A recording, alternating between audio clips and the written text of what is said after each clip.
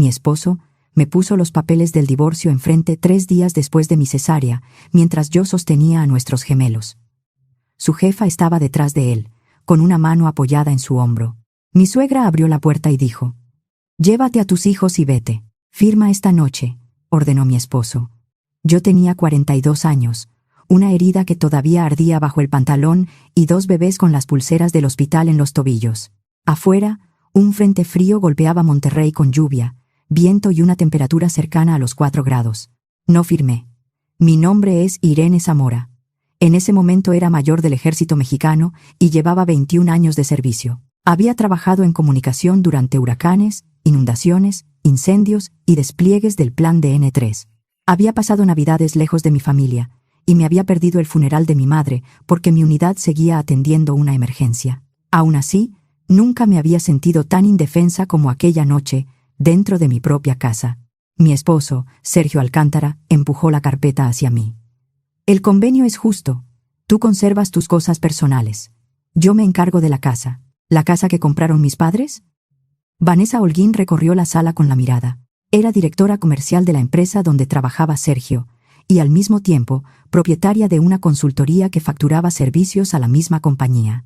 Llevaba un abrigo color crema, labios rojos, y una calma que solo tienen quienes creen que el dinero los vuelve intocables. Mi suegra Diana cruzó los brazos junto a la cocina. Se había quedado con nosotros para ayudar después del parto. Su ayuda había consistido en criticar cómo doblaba las cobijas, decir que usar fórmula era una comodidad, y recordarme que una buena esposa no debía poner su carrera antes que su familia. «La casa que mantuve cuando Sergio perdió su empleo», dije. «No empieces con tu sacrificio militar», respondió Diana.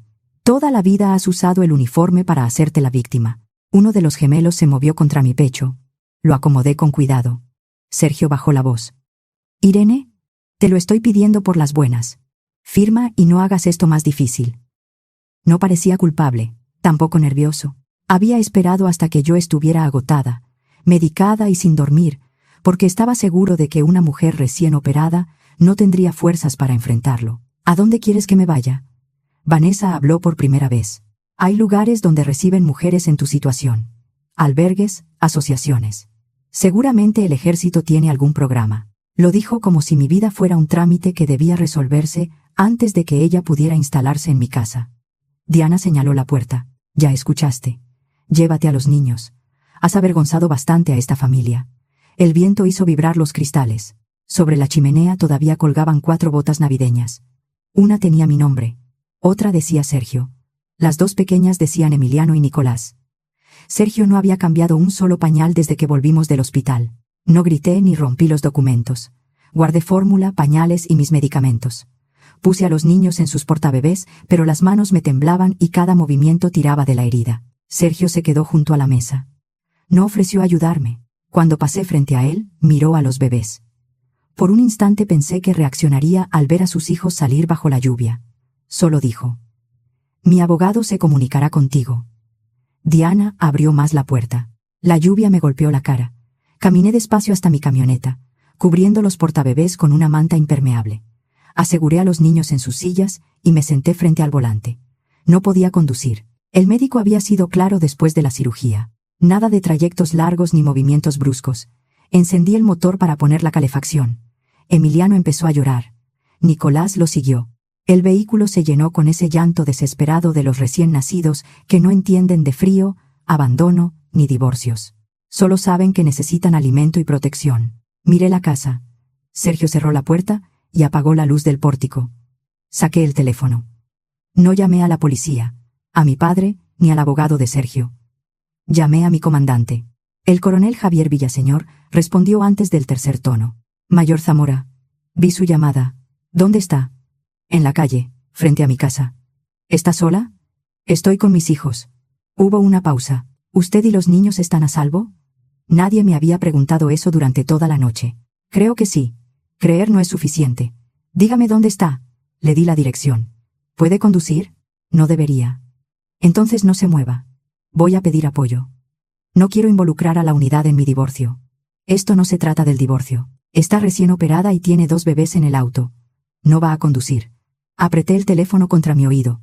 «Yo puedo resolverlo. Irene, Rara vez usaba mi nombre. Lleva 21 años resolviendo problemas para los demás. Esta vez va a aceptar ayuda. Las lágrimas comenzaron a correrme por la cara. No había llorado cuando vi a Vanessa en mi sala, ni cuando Diana me ordenó salir. Lloré porque alguien acababa de hablarme como si mi seguridad todavía importara. El coronel contactó al área de apoyo familiar y pidió a la capitana Paola, que vivía cerca, que fuera por mí. También llamó a una residencia temporal administrada por una asociación civil que ayudaba a familias militares durante tratamientos y emergencias. Paola llegó 20 minutos después. Revisó que los niños estuvieran bien asegurados y condujo mi camioneta. Una trabajadora de la asociación nos siguió para llevarla de regreso. La residencia se llamaba San Gabriel. Era una casa amplia, limpia y caliente, con habitaciones sencillas cerca del hospital. Una voluntaria llamada Marta nos recibió en la entrada. Tenía unos 60 y tantos años. Una chamarra sobre la pijama y pantuflas de lana. Cuando vio a los gemelos, no preguntó por mi esposo ni por qué había llegado de madrugada. Vamos a meter a esos niños antes de que se enfríen. Tomó uno de los portabebés mientras Paola cargaba el otro. Yo caminé detrás de ellas, doblada por el dolor. Marta ya había preparado 2 biberones. También calenté sopa de pollo. No sé si tenga hambre. No había comido desde el desayuno. Sí. Tengo mucha hambre. Aquella noche no necesité consejos. Necesité una cama limpia, 2 biberones calientes y a alguien que sostuviera a uno de mis hijos mientras yo atendía al otro. Marta hizo exactamente eso. A la mañana siguiente llegó la realidad. Tenía 30,000 pesos disponibles en mi cuenta personal. La cuota de mantenimiento, el seguro y varios servicios de la casa vencían en menos de 2 semanas. Mi licencia de maternidad seguía vigente, y mi retiro del ejército estaba previsto para unos meses después. Sergio había bloqueado mi acceso a la tarjeta conjunta antes de la medianoche. Me enteré al intentar comprar pañales y fórmula mediante una aplicación. La operación fue rechazada. Lo intenté otra vez. Rechazada. Marta observó la pantalla. Lo tenía preparado. No fue una pregunta. A las 11 recibí un mensaje de Sergio. Todo debe tratarse por medio de abogados. No preguntó por los gemelos. 5 minutos después llegó otro. No compliques las cosas. Vanessa y yo vamos a seguir con nuestros planes. Vanessa y yo. Ni siquiera había transcurrido un día desde que me sacaron de la casa y ya hablaba de ellos como una pareja establecida. Guardé capturas y envié los mensajes a una carpeta. Esa misma tarde Gloria Barrera fue a verme a San Gabriel. Era abogada especializada en derecho familiar y patrimonial y había asesorado durante años a familias de militares. Revisó los documentos que Sergio había dejado sobre la mesa. Esto no es un divorcio terminado, dijo. Es una solicitud de divorcio incausado con un convenio hecho para beneficiarlo a él. Quería que lo firmara anoche. Por eso lo presentó cuando apenas podías mantenerte de pie. Sergio pretendía quedarse con la casa, la mayor parte de los ahorros, los muebles y cualquier inversión vinculada al matrimonio. El documento hablaba de los gemelos de manera vaga y no proponía una pensión alimenticia clara. ¿Quién compró la casa? Mis padres. ¿A nombre de quién está? De mi padre y mío. Al menos eso creo. ¿Se casaron por sociedad conyugal? Separación de bienes. Gloria levantó la vista. Entonces Sergio no puede quedarse con la propiedad solo porque vivió ahí. Pagó algunos gastos. Eso puede discutirse. La escritura es otra cosa. Tomó una hoja nueva. Vamos a solicitar medidas provisionales para los niños, proteger tus cuentas y revisar todo lo relacionado con la casa. ¿Por qué la casa? Porque está demasiado seguro de que le pertenece. Durante la semana siguiente, reuní escrituras, declaraciones fiscales, estados de cuenta, pólizas y recibos. Pedí apoyo para recuperar uniformes y documentos que habían quedado en la vivienda. Como todavía me dolía caminar, daba vueltas cortas por los pasillos y el patio cubierto de la residencia mientras los niños dormían en la carriola. Al cuarto día, la mesa del comedor parecía una oficina contable. Gloria regresó con 2 cafés y una carpeta. Irene. El año pasado se constituyó un crédito con garantía hipotecaria sobre la casa. No. Son 5 millones de pesos. Sentí que el ruido de la habitación desaparecía. Eso no es posible. Colocó frente a mí una copia del contrato. Según el expediente, tú autorizaste la operación. Vi mi firma. Tenía la misma inclinación, las mismas iniciales, y el trazo que yo hacía debajo del apellido, pero no era mía. Durante 21 años había firmado oficios, reportes y actas. Reconocía mi letra en cualquiera de sus variaciones. Aquella firma había sido practicada. No firmé esto. También aparece un poder para representarte ante la notaría. Nunca le di un poder. Gloria señaló otra página. Y la participación de tu padre aparece autorizada. Él vive en Aguascalientes. No imitaron 2 firmas en un formulario. Usaron un poder falso y una ratificación que ninguno de ustedes realizó. La casa no era solo una vivienda. Mis padres la habían comprado cuando yo era adolescente. Después de retirarse, habían transferido gran parte de la propiedad a mi nombre. ¿Dónde está el dinero? Con los estados de cuenta de la cuenta conjunta y la relación de dispersiones que entregó el banco, podemos seguir parte del recorrido. Necesito unos días. 2 días después, apareció la primera pista en una publicación de la empresa. Vanessa posaba junto a Sergio durante la convivencia de fin de año. Debajo de la foto, alguien había escrito: «Felicitaciones por la nueva casa cerca de la presa». ¡Qué vista! Sergio y yo no teníamos ninguna casa cerca de una presa. Entré al perfil de Vanessa. Encontré una fotografía tomada en una terraza con vista a las montañas de Santiago. Al fondo se veía parte de la presa La Boca. Sergio estaba detrás de ella, rodeándole la cintura. La publicación era de 8 meses antes. En esa fecha yo ya estaba embarazada. Mientras ellos se tomaban aquella foto, Sergio y yo discutíamos nombres para los gemelos. Mientras él transfería dinero, yo elegía el color del cuarto. Mientras Vanessa publicaba una vida nueva, él me acompañaba a las consultas y fingía preocuparse por mi presión arterial. Cerré la computadora y llamé a mi padre. «¿Cómo están mis nietos?»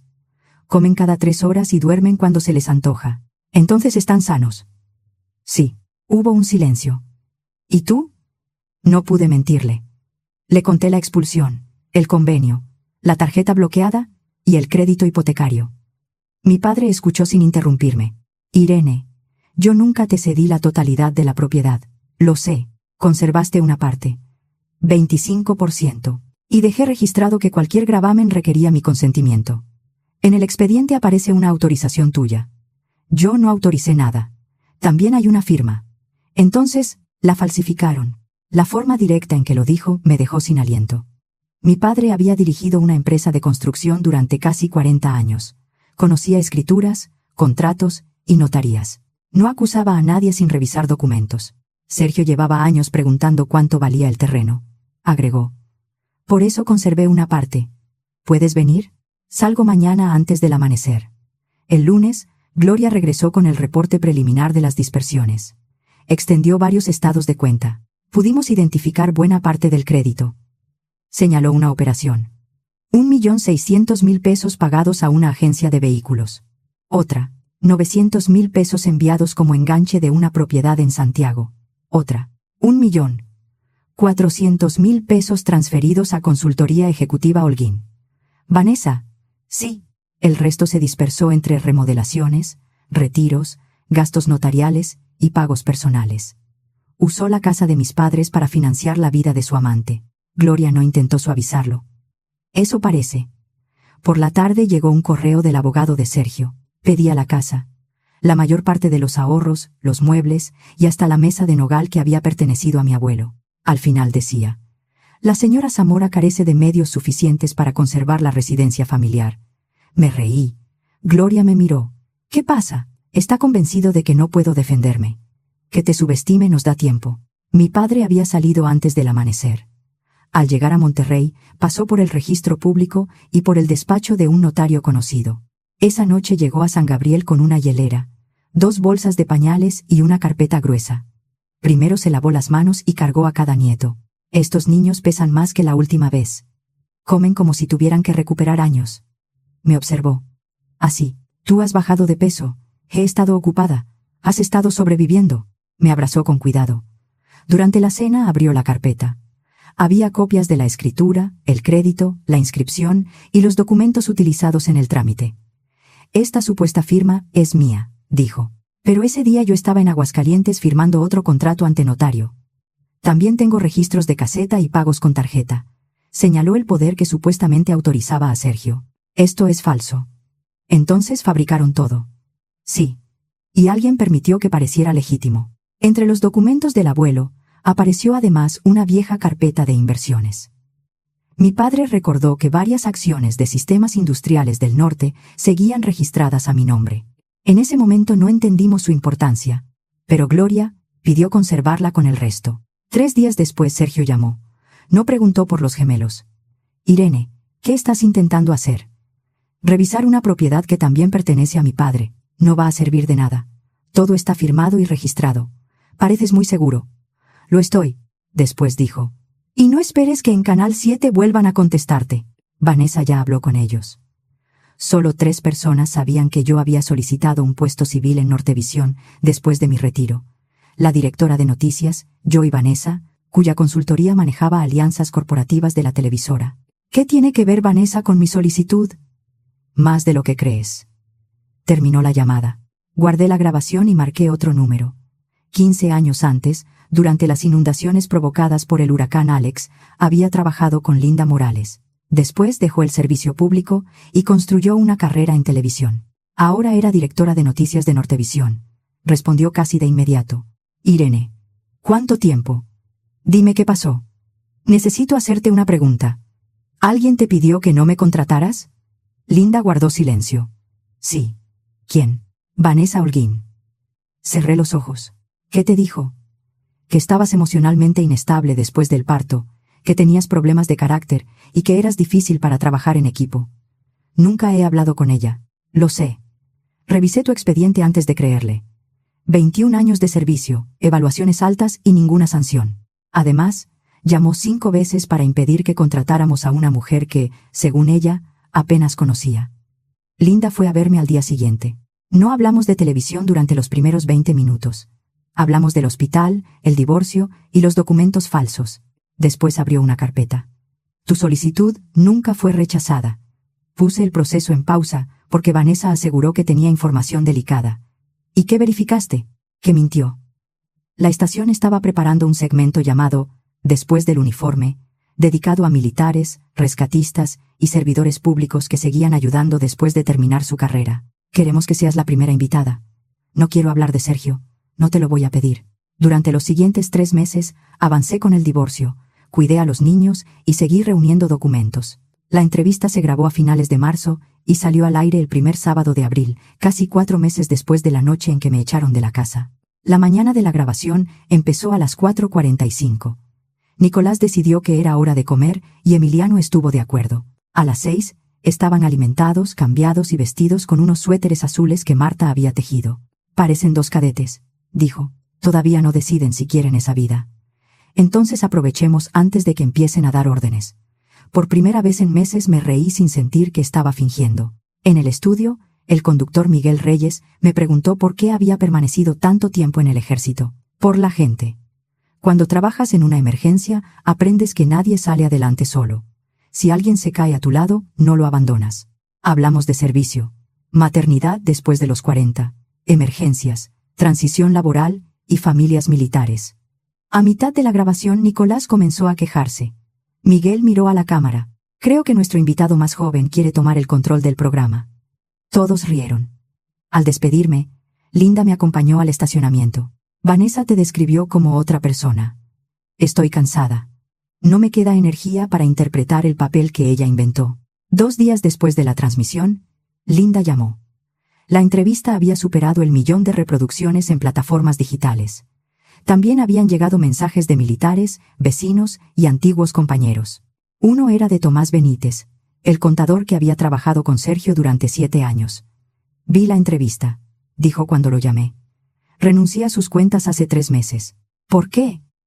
Me pidió validar estados financieros que no coincidían con los movimientos reales. Necesito enseñarte unos documentos. Nos reunimos esa tarde en un restaurante de San Pedro.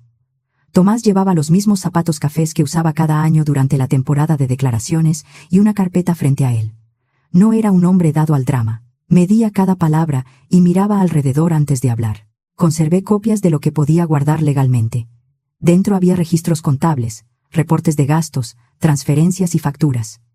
Señaló una operación. Casi 2 millones de pesos pagados por la empresa a consultoría ejecutiva Holguín durante el último año. Además del 1.400.000 que salió del crédito. SALA, sí. Sergio registró estos pagos como asesoría estratégica. Él vende equipo industrial. Por eso pregunté qué tipo de asesoría recibía de su propia jefa. Mostró otro concepto. 2.400.000 pesos como apoyo de vivienda ejecutiva. La Casa de Santiago. Mastroces. La Casa de Santiago. Parte de ella se pagó con recursos de la empresa. No encontré autorización formal del consejo. Entonces, no solo usó mi casa. También pudo haber desviado dinero de la compañía. Tomás respiró hondo antes de entregarme una memoria USB. Me la envió una empleada del área de cumplimiento. Tiene acceso autorizado a los correos y teme que la despidan.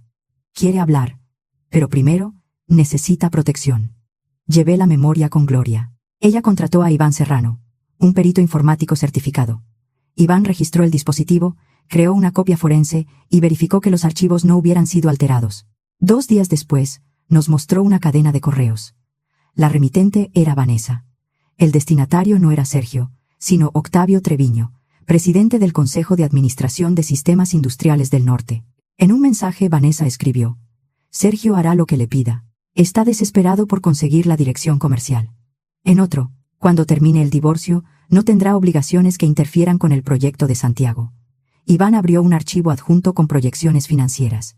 Una vez que se libere el crédito hipotecario, tendrá liquidez suficiente para entrar al proyecto. «¿Están hablando de mi casa?», dije. «Sí. El último correo era de Octavio. Asegúrense de que Irene firme rápido. No necesitamos complicaciones». Para ellos yo no era una esposa ni la madre de 2 recién nacidos. Era una complicación que debía firmar y desaparecer. Después de leerlo, dejé de preguntarme qué había hecho mal en mi matrimonio. La empleada de cumplimiento aceptó declarar ante el comité de auditoría si se protegía su identidad.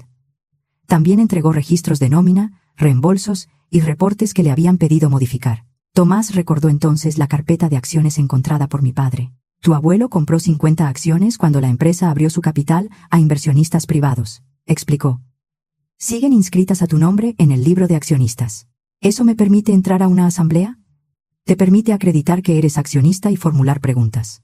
La reunión anual estaba programada para 2 semanas después. Trabajamos con Gloria y un abogado corporativo. No podíamos presentarnos con una memoria y lanzar acusaciones sin respaldo. Organizamos las transferencias, las facturas de la consultoría, los pagos autorizados por Octavio, los gastos personales vinculados con Sergio y la documentación hipotecaria, presentada como un asunto separado. El correo de la denunciante se entregó al comité mediante un canal formal. Iván preparó un informe técnico y Tomás aceptó responder preguntas sobre los registros que había revisado. El viernes saqué mi uniforme del armario y lo miré durante unos segundos. Después volví a guardarlo.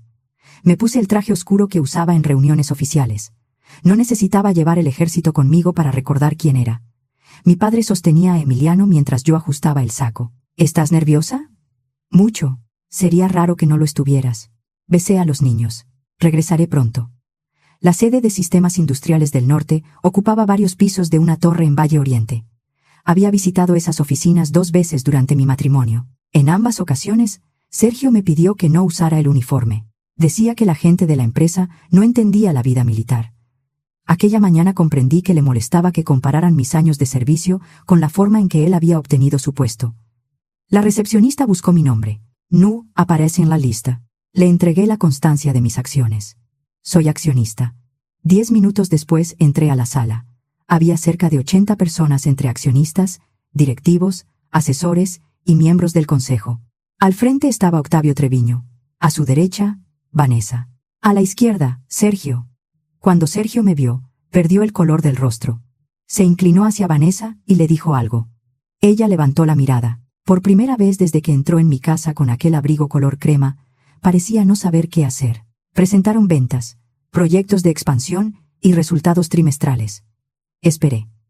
Tomás estaba 3 filas detrás de mí. No me miró. Después de casi una hora, Octavio anunció: «Pasaremos a las preguntas de los accionistas». Levanté la mano. La sala quedó en silencio. «Señora Zamora». Me puse de pie. «Mi pregunta se refiere a los gastos ejecutivos». Sergio bajó la mirada. Octavio acomodó sus papeles. «Los estados financieros han sido revisados por auditores externos. Entonces no tendrán dificultad para explicar estos movimientos».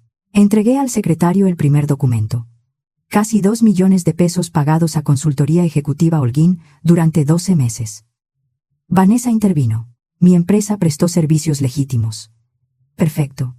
Entonces podrá mostrar los entregables, los contratos y las autorizaciones del comité». Octavio habló. Esa información no está disponible en este momento. También hay 2.400.000 pesos registrados como apoyo de vivienda ejecutiva. Varias personas comenzaron a murmurar. ¿Quién recibió ese apoyo?, preguntó un accionista. Octavio miró al director financiero. El hombre negó con la cabeza.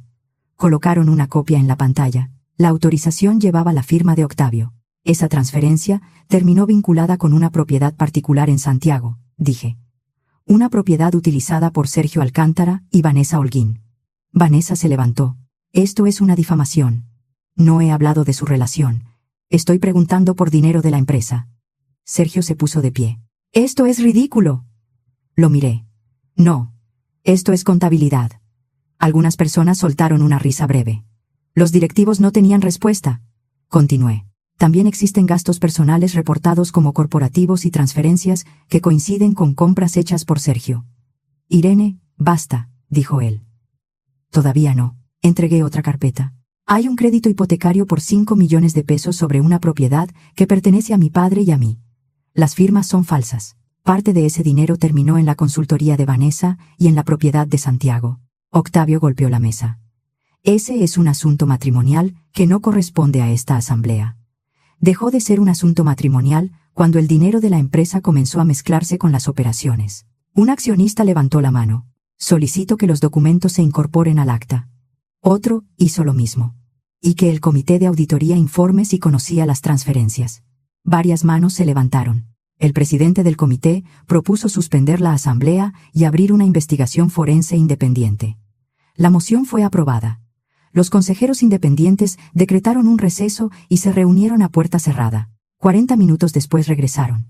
El consejo anunció la suspensión temporal de Octavio, Vanessa y Sergio, el retiro inmediato de sus accesos y la contratación de una firma externa. Personal de seguridad se acercó para recoger sus identificaciones corporativas. Sergio dio un paso hacia mí. ¿Planeaste todo esto? No. Tú planeaste usar mi casa, mi firma y mi silencio. Yo solo traje los documentos. Me vas a destruir. No fui yo quien autorizó esas transferencias. La última vez que me había alejado de él, llevaba a 2 recién nacidos bajo la lluvia y apenas podía caminar. Aquella mañana salí del edificio por mi propio pie. La investigación duró varios meses. Los auditores revisaron años de facturas, reembolsos y contratos. La empleada de cumplimiento declaró que habían intentado obligarla a modificar un reporte. Tomás explicó por qué se negó a validar los estados financieros. Iván verificó el origen de los correos. La Fiscalía de Nuevo León abrió una investigación por el poder falso y las firmas utilizadas para hipotecar la casa. La autoridad estatal, encargada de supervisar las notarías, revisó el instrumento y la actuación de quienes intervinieron. Un perito confirmó que las firmas de mi padre y la mía habían sido falsificadas. Octavio renunció antes de que terminara la auditoría. Vanessa perdió su cargo, sus contratos y enfrentó demandas por los pagos recibidos. Sergio fue despedido. La empresa presentó acciones civiles para recuperar recursos y entregó información a las autoridades. Meses después, un juez declaró nulo el instrumento hipotecario y ordenó cancelar el gravamen en el registro público. El banco inició procedimientos contra los responsables de la operación. Mi padre y yo decidimos vender la casa. No quería volver a la sala donde mi esposo me había puesto los papeles del divorcio enfrente mientras sostenía a nuestros hijos. Tampoco quería que Emiliano y Nicolás crecieran en un lugar unido para siempre a aquella noche. Con una parte del dinero compré una casa más pequeña. El resto quedó entre ahorros, gastos legales y un fondo educativo para los niños. El divorcio terminó en septiembre. Gloria me llamó una mañana. Ya está firmado. ¿Eso es todo? Eso es todo. No hubo una confesión de Sergio ni un discurso frente al juez. La resolución estableció la guarda y custodia a mi favor, un régimen de convivencia supervisado durante la primera etapa y una pensión alimenticia para los gemelos. Después de colgar, salí al patio de la casa de mi padre. Los niños dormían dentro. Por primera vez en meses, el silencio no me hizo sentir abandonada. En octubre comencé a trabajar en Nortevisión como directora de vinculación comunitaria y atención a veteranos. No era un puesto frente a las cámaras. Mi trabajo consistía en conectar familias militares con instituciones, producir historias de servicio y ayudar a veteranos a prepararse para empleos civiles. Todos los jueves visitaba San Gabriel. Volvía porque recordaba cómo se sentía llegar de madrugada, con 2 bebés llorando, una herida reciente y ningún lugar al que ir. Marta continuaba como voluntaria. Con el paso de los meses, Emiliano y Nicolás comenzaron a caminar. Cada vez que entrábamos corrían hacia ella. ¿Quiénes son estos señores tan elegantes?, preguntaba. Ellos se reían como si nunca hubieran escuchado el mismo juego. Un día Linda me preguntó durante la comida: si Sergio estuviera sentado frente a ti, ¿qué le dirías? Pensé en los documentos, la casa, las noches sin dormir, y la primera vez que mis hijos se aferraron a mis dedos. Nada. ¿Nada? No necesito que entienda lo que hizo para poder seguir con mi vida. Esa tarde recogí a los niños y regresé a casa. Marta había guardado 2 recipientes de sopa en mi bolsa. Emiliano se quedó dormido antes de salir del estacionamiento. Nicolás pasó el camino mirando por la ventana. Yo conduje despacio. Ya no tenía que huir de ninguna casa. Iba camino a la nuestra.